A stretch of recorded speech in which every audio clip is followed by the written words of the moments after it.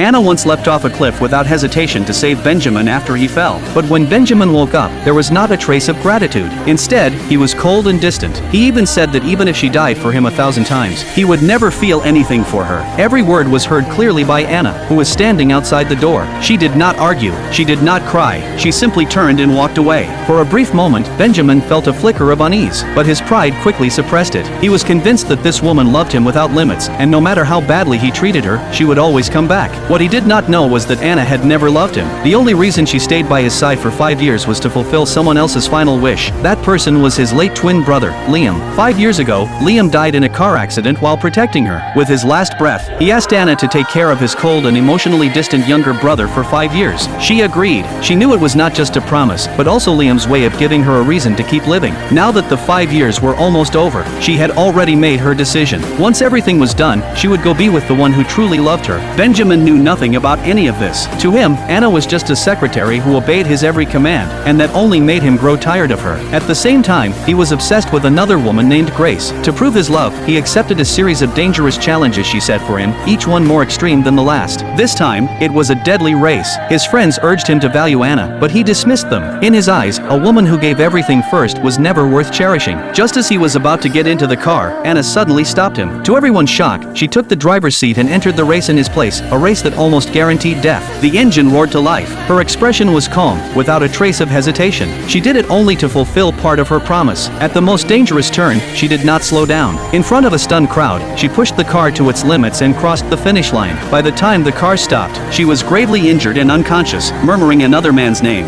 Benjamin heard it, but only felt irritated. Before he could think further, a call from Grace interrupted him. She had only suffered a minor sprain. Without hesitation, he turned and left, abandoning Anna in a regular hospital ward, covered in blood and ignored by everyone. The challenges that followed became even more excessive. Grace began targeting Anna directly. She complained about desserts not being to her taste, deliberately making things difficult. Anna, still recovering, stood in line in a mall for 5 full hours without a single complaint. Then Grace demanded that Benjamin drink an entire table of alcohol in public to prove his love. Everyone knew he had a severe alcohol allergy that could even be fatal. Just as he was about to force himself to drink, Anna stepped in again. Glass after glass, she drank everything in his place. Her face remained expressionless, until she finally collapsed. Benjamin froze. For the first time, something in his heart wavered, but he still refused to admit it. Not long after, Grace staged a fall into the water, and all the blame was placed on Anna. Without hesitation, Benjamin chose to believe Grace and punished Anna by ordering her to personally organize Grace's birthday party. The list was filled with Grace's preferences and restrictions. The most noticeable one was her allergy to almonds. What Benjamin did not know was that the one truly allergic to almonds was Anna. At the birthday party, the cake was brought out. Grace pretended to have an allergic reaction in front of everyone. Benjamin flew into a rage and, in full view of the guests, forced an entire almond cake into Anna's mouth. Her face turned purple, her breathing rapid and strained. In the end, she collapsed into shock on the spot, and Benjamin did not show a single trace of hesitation. When she woke up, his first words were not concern, but an order. He told her to apologize to Grace and continue taking care of her. He firmly believed that this woman loved him so deeply that she had lost herself. That confidence came from a photo he had once seen by accident. In the picture was his younger self, with Anna edited in beside him. He thought it was proof of her obsession with him. What he never knew was that the man in the photo was Liam. The person she loved had never been him. Soon, another life or death trial arrived. Grace lied and said Benjamin was trapped in a mountain collapse. The rescue team refused to go deeper due to the danger, but Anna ran into the ruins alone.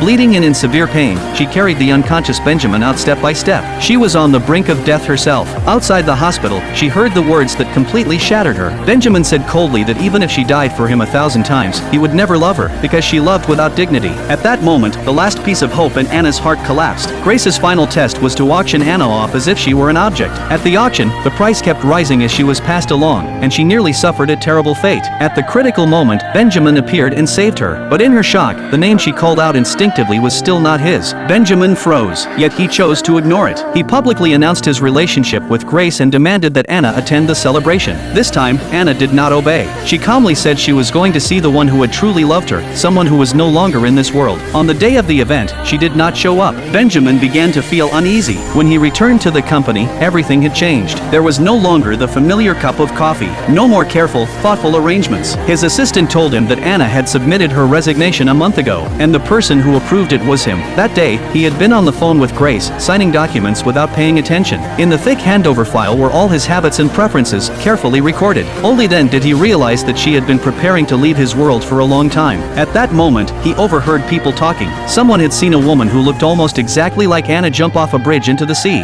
Benjamin broke down instantly. He rushed out of the company, dialing her number again and again. The only response was the cold, endless sound of the line being busy. The woman he had once crushed into the dirt had finally chosen the most decisive way to disappear from his world forever.